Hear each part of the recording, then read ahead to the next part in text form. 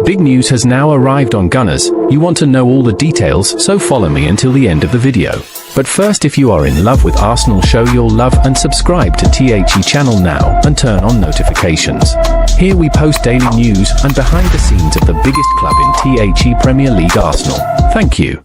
Declan Rice's transfer plea answered as Arsenal back Arteta with major summer investment. When Declan Rice called for Arsenal to be bold in the summer transfer market, the club didn't hesitate. And now, thanks to a significant show of ambition and financial muscle, Mikel Arteta has a refreshed squad ready to compete at the highest level. After a season that promised so much but ended without silverware, Rice made his voice heard. Just days after Arsenal's Champions League exit to PSG in May, the midfielder spoke candidly about the need for reinforcements. "I hope we strengthen in the summer and bring in more players. We'll probably lose a few as well," he said at the time. "We'll come back next year ready, stronger, and hungrier to win something for this club. That's what we all want." The message was clear, and the response from Arsenal's hierarchy, particularly owner Stan Kroenke, was emphatic. This summer, the Gunners spent close to £250 million in total, marking one of their most aggressive transfer windows in recent history. The investment is not just a show of ambition, but a direct response to Rice's rallying cry, and a signal that Arsenal truly believe their time is now. Among the high-profile arrivals, Viktor Gyökeres, the prolific Swedish striker long linked with a move back to England. Martin Zubimendi, the Spanish midfield maestro who brings both composure and steel. Eberechi Eze, the £60 million man whose creativity offers something new in the final third. Noni Madueke, arriving from Chelsea for an initial £48.5 million to inject pace and directness. Christian Mosquera, a £13 million defensive addition from Villarreal with huge upside. Christian Nørgaard, the £10 million engine from Brentford. And Piero Hincapié, added on loan from Bayer Leverkusen with a £45 million option to buy. In return, the club also made room for the new wave. Several players, including Thomas Partey, Jorginho, Kieran Tierney, and Takahiro Tomiyasu, were let go as part of a calculated rebuild. While only Nuno Tavares, Marquinhos, and Albert Sambi Lokonga left on permanent deals, bringing in a modest £10 million combined, a number of others, such as Jakub Kiwior, Reiss Nelson, Fabio Vieira, and Alexander Zinchenko, were sent out on loan to reassess their future. It's a sweeping evolution. Nearly half the squad has changed since the end of last season, with the defensive core largely untouched, signaling trust in players like William Saliba, Ben White, and Gabriel Magalhaes to continue holding the line. So far, the early signs are promising. Gyökeres and Zubimendi have slotted straight into the starting 11 and have featured in every Premier League match this season. Madueke has earned back-to-back starts, and Eze made his debut in the narrow 1-0 defeat at Anfield, a result that still stings, but one that doesn't overshadow the positive direction of the squad. Even Max Daumann, a 15-year-old academy prodigy, is now being mentioned among the club's most exciting prospects, adding another layer of promise to Arsenal's long-term project. Yet, despite the major upgrades, Arsenal find themselves already chasing in the title race after the setback at Liverpool. The international break offered a brief pause, and a chance for Arteta to regroup, reflect, and fully integrate his new-look side. With the Premier League returning this weekend against Nottingham Forest, Arsenal now have the opportunity to restart their momentum. Arteta knows the pressure is real, but with a deeper, more dynamic squad, and vocal leaders like Declan Rice setting the tone, the Gunners may finally have the firepower and belief needed to take the next step. One thing is clear: Rice asked the club to match his ambition. Arsenal listened.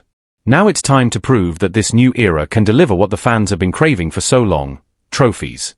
Now, with the summer overhaul complete and expectations rising, the pressure shifts squarely onto Mikel Arteta and his revamped squad. Arsenal haven't just spent big, they've spent with purpose. Each new signing appears to fit a clear tactical vision: more direct attacking threat, more flexibility in midfield, and greater depth to navigate a grueling domestic and European schedule. But with investment comes expectation.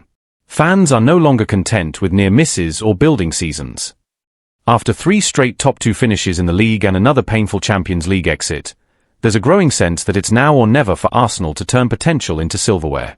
Declan Rice, now seen not only as a midfield leader but as a key cultural figure in the dressing room, has embraced that pressure.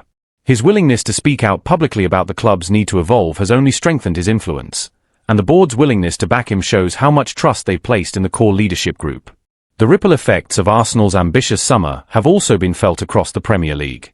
Rivals like Manchester United and Chelsea, despite spending heavily themselves, now find their own projects under heavier scrutiny, especially as Arsenal continues to build stability and identity under Arteta. And it's not just about the signings, the departures tell a story too. Players like Kieran Tierney and Jorginho, once regulars, were deemed surplus to requirements. The message is clear: no spot is guaranteed. Performance, consistency, and fit within the system are now non-negotiables. At the academy level, the emergence of Max Daumann is also a subtle but significant development. Arsenal aren't just buying stars, they're creating an environment where young talent can see a genuine pathway to the first team. This balance between top-tier investment and youth development is part of what makes the current project so compelling. Still, questions remain. Can Gyökeres translate his form into goals in the biggest games? Will he adapt quickly enough to become the creative fulcrum fans are hoping for? Can Arteta finally rotate effectively without dropping standards, something that's cost Arsenal in past campaigns? All eyes are now on how this team responds, starting with their trip to the City Ground this weekend. Nottingham Forest, battling their own injury concerns, will aim to frustrate and exploit any disjointedness in Arsenal's new-look squad. Anything less than a win could reignite early season criticism, especially after the narrow loss to Liverpool. But with the talent at Arteta's disposal, and the clear backing from above, Arsenal have never been better positioned to take the final step. As Rice said, "We'll come back stronger and hungrier." Now, it's time to show it. Paul Scholes and Jamie Carragher got it wrong mocking Victor Gyökeres over silly jeans joke. When Paul Scholes and Jamie Carragher burst into laughter at a cheap comment about Arsenal striker Victor Gyökeres, it may have seemed like harmless banter, but in reality, it said more about them than it did about the player. In today's football media landscape, in-depth analysis is too often replaced by viral soundbites and out-of-context clips, designed less to inform and more to provoke. Especially when it comes to Arsenal, a club whose passionate fanbase is frequently used as a target for easy reactions. And here we are again, watching another pointless jab at a player who hasn't even had the chance to fully lace up his boots in the Premier League. On the overlap, a rival fan quipped that Gyökeres looks like his modelling jeans, a comment that drew loud, exaggerated laughs from Scholes and Carragher. But when you strip away the theatrics, what's left is just a weak attempt to ridicule someone who, unlike many in the media, is actually doing the work on the pitch. Let's not forget, Gyökeres had already silenced early criticisms about his appearance. Yes, his appearance, by scoring a confident brace against Leeds United, complete with a cheeky celebration that said, "Keep talking." It wasn't just goals. It was a message. So why the ongoing digs? Oddly enough, it's the same pundits who've been hammering Arsenal for months about their supposed lack of a proper no. 9. Scholes has repeatedly said that Martin Degaard needs a true finisher in front of him to elevate his own game. He even floated names like Alexander Isak and John Duran as ideal upgrades, before Gyökeres arrived. And Carragher? He was one of the first to question whether Arsenal had the goalkeeper or striker required to win the Premier League. Back in November 2023, after a narrow loss, he doubted whether David Raya and the, then, attacking setup had enough firepower and composure to carry Arsenal over the line. Those comments didn't age well. Raya went on to win consecutive Golden Gloves, and Arsenal came painfully close to a title, all while playing without a true goal poacher up front. Now, just 3 games into the new season, Arsenal have signed Europe's top goalscorer over the past 2 years. And yet instead of analysing what Gyökeres brings to the system, we're stuck hearing jokes about his haircut and denim fashion sense. It's not just lazy, it's telling. Mikel Arteta, speaking candidly in Amazon's All or Nothing documentary, pointed out that the media is often quick to turn on players. Praise them one week, tear them down the next. His point rings louder than ever now. Even before Gyökeres has had a chance to properly integrate, the scrutiny is already at full volume. Yes, the Premier League is intense. Yes, expectations are sky high. But if we're judging strikers based on how they look rather than what they do on the pitch, then we've lost the plot. The good news. Victor Gyökeres seems unfazed. If anything, he feeds off the noise. His celebration after that Leeds brace wasn't just confidence, it was calm defiance. He knows the pressure. He's been doubted before. And he's answered in the only way that matters, with goals.